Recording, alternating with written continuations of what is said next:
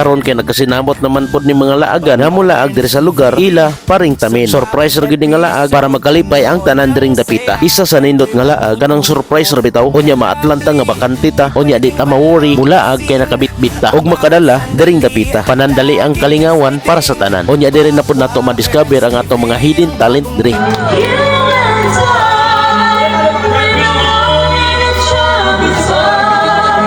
Basta kay makaingon lagi tag pagkalabli sa atong mga banding dire. Lahi-lahi man ang among profesyon, matag-isa ka namong tanan. Nagpabilin gihapon nga naay respeto ang matag-isa. Sa pamaagi aning kapoka, mas mulig-on pa ang banding kung ang matag-isa magkaila-ila og wala ra damha ning abot gyud ta sa balutan sa plaza. Salamat na lang sab sa nag-sponsor para makakaon ta aning itloga nga hastang lamia og hastang sigaha pa sa mata.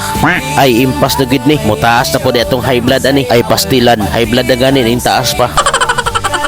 Og shoutout na lang po sa wala kauban aning gabi una di lang magkayugda. So sa katong ganahan di og balot 16, 17, 18 arat na mo diri sa plaza para magpadugang ta sa atong kusog, kabaskog ug pagpugi para mapugi.